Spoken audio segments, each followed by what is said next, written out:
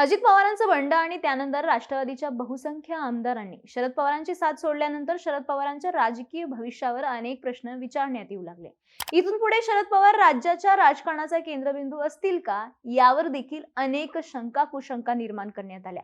पण शरद पवार मात्र राज्यातल्या सर्व घडामोडीत त्यांची दखल घेण्यासाठी भाग पाडताना दिसून आले।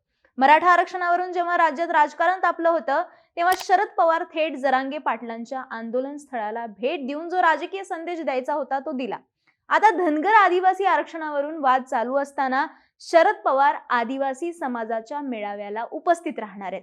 1 ऑक्टोबरला जुन्नर इथे आदिवासी संघटना बिरसा ब्रिगेड तर्फे राष्ट्रीय आदिवासी अधिकार परिषदेचं आयोजन करण्यात आलंय। शरद पवारांसोबत राहुल गांधी आणि उद्धव ठाकरे देखील या सभेला उपस्थित राहणार आहेत। त्यामुळे या कार्यक्रमाला एक वेगळं महत्त्व प्राप्त झालंय। विशेष म्हणजे अशा दोन गोष्टी ज्या या कार्यक्रमाचं मूल्य शरद पवारांसाठी अजूनच वाढवतात।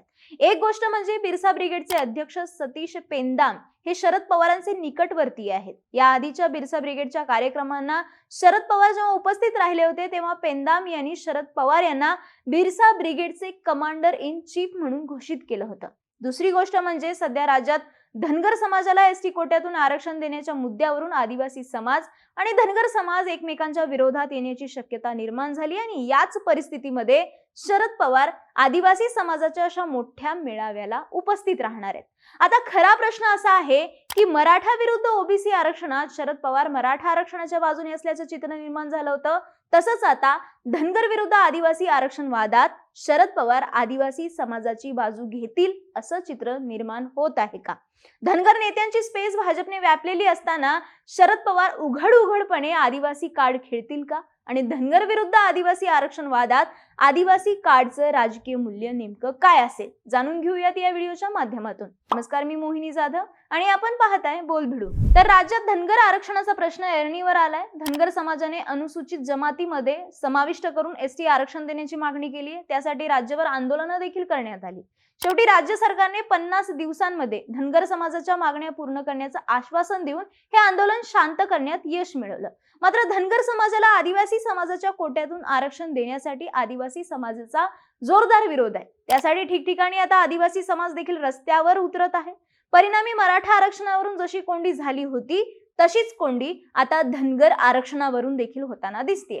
धनगर आरक्षणाच्या मुद्द्यावरून भाजप नेते गोपीचंद पडळकरांनी आक्रमक भूमिका घेतली होती। त्यानंतर देवेंद्र फडणवीस आणि भाजप सरकार धनगर समाजाला एसटी आरक्षण मिळावं यासाठी होत असलेल्या न्यायालयीन लढाईत पुरेपूर सहकार्य करत असल्याचंही चित्र निर्माण करण्यात आलं होतं। मात्र त्यातच आता भाजपचे आदिवासी नेते विजयकुमार गावित यांचं एक स्टेटमेंट आलंय। महाराष्ट्र शासन धनगरांना वेगळं आरक्षण देण्याच्या विचारात असून आदिवासी कोट्यातून आरक्षण देण्याचा प्रश्न येतच नाही, तसं काही सरकारच्या मनातही नाही असं डॉक्टर विजयकुमार गावित यांनी सांगितलं। त्यामुळे पुन्हा एकदा शिंदे फडणवीस सरकार समोरील अडचणीत वाढ झालेली दिसून येते। आता महायुती सरकार पुढील अडचणी वाढत असताना विरोधी पक्षांना मात्र संधी मिळत असल्याचं चित्र दिसतंय आणि याच पार्श्वभूमीवर जुन्नर इथे आदिवासी हक्क परिषद होत आहे आणि शरद पवार प्रमुख नेते म्हणून या परिषदेला उपस्थित राहत आहेत। आदिवासी हक्क परिषद असल्याने आदिवासींच्या आरक्षणाचा मुद्दा यावेळी चर्चेत येईलच हे वेगळं सांगायला नको आणि याच वेळी शरद पवारांना निर्णायक भूमिका घेण्याची संधी मिळू शकते। धनगर आरक्षणाचा मुद्दा लक्षात घ्यायचा झाल्यास सध्या भाजप नेत्यांनी धनगर आरक्षणात पुढाकार घेतल्याचं चित्र झालं।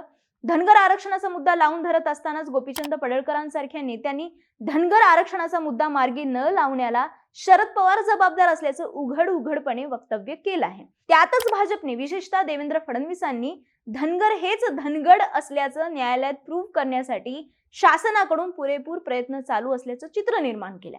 त्यामुळे सध्या विरोधी पक्षांना धनगर आरक्षणात शासनाला कोंडीत पकडण्याची संधी नाहीये।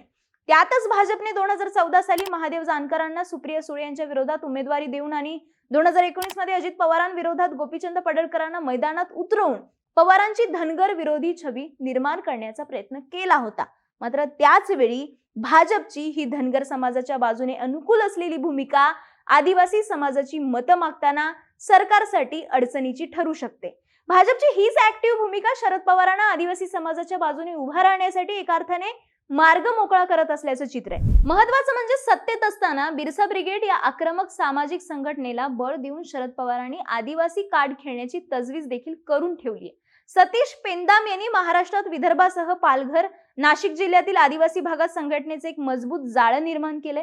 सतीश पेंदाम शरद पवारांच्या प्रभावात असून पवारांच्या निर्देशाप्रमाणेच बिरसा ब्रिगेड आणि आदिवासी मतदार राजकीय निर्णय घेतील असे स्पष्ट संकेत देत आहेत.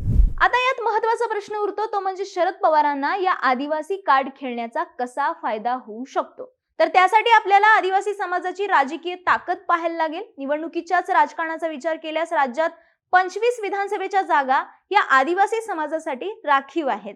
आदिवासी समाजाची सर्वाधिक संख्या असणाऱ्या पूर्व विदर्भात ठाणे, पालघर असून ते उत्तर महाराष्ट्राच्या जिल्ह्यातून नंदुरबार पर्यंत आणि अमरावती जिल्ह्यातील काही पॉकेट्समध्ये निवडणुकीचा निकाल हा आदिवासी मतदानावरच ठरत असतो. जिल्हानिहाय मतदारसंघ पाहिजे झाल्यास नंदुरबार जिल्ह्यातील 4, धुळे जिल्ह्यातील 2, जळगाव जिल्ह्यातील 1, नाशिक जिल्ह्यातील 4, पालघर जिल्ह्यातील 4, ठाणे जिल्ह्यातील 2 आणि अहमदनगर जिल्ह्यातील 1, विदर्भात अमरावती जिल्ह्यातील 1, गोंदिया जिल्ह्यातील 1, गडचिरोलीतील 3, यवतमाळ जिल्ह्यातील 2 अशा 11 जिल्ह्यांमध्ये आदिवासी समाजाचे 25 विधानसभा मतदारसंघ पसरलेले आहेत. लोकसभेच्या जागांचा विचार करायचा झाल्यास पालघर, गडचिरोली, चिमूर, नंदुरबार, दिंडोरी हे 4 मतदारसंघ अनुसूचित समाजासाठी राखीव आहे. मात्र या 4 मतदारसंघांच्या पलीकडे जाऊन नाशिक, अमरावती, भिवंडी, भंडारा, गोंदिया आणि यवतमाळ या 5 मतदारसंघात देखील आदिवासी मतदान निर्णायक ठरतं.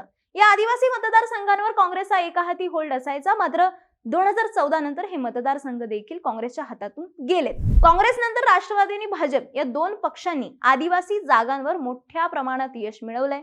2019च्या विधानसभा निवडणुकीत अनुसूचित जमातींसाठी राखीव असलेल्या 25 मतदारसंघांपैकी सर्वाधिक 8 मतदारसंघ भाजपकडे आणि त्या खालोखाल 6 मतदारसंघ राष्ट्रवादीकडे असं चित्र होतं. मात्र अजित पवारांच्या बंडानंतर शरद पवारांचा आदिवासी मतदारांवर किती होल्ड राहील याबाबत प्रश्नचिन्ह निर्माण झालेलं आहे. सध्या अनुसूचित जमातींसाठी राखीव असलेल्या 25 मतदारसंघांपैकी 8 मतदारसंघ भाजपकडे, 4 काँग्रेसकडे, 4 अजित पवार गटाकडे, 3 शिंदे गटाकडे, 2 शरद पवार गटाकडे तर 4 इतर पक्षांकडे. तर लोकसभेच्या 4 जागांपैकी 3 भाजपच्या तर 1 शिंदे गटाच्या ताब्यात आहे. त्यामुळे आदिवासी पट्ट्यात सध्या महायुतीचं एकहाती वर्चस्व आहे असं म्हणता येतं.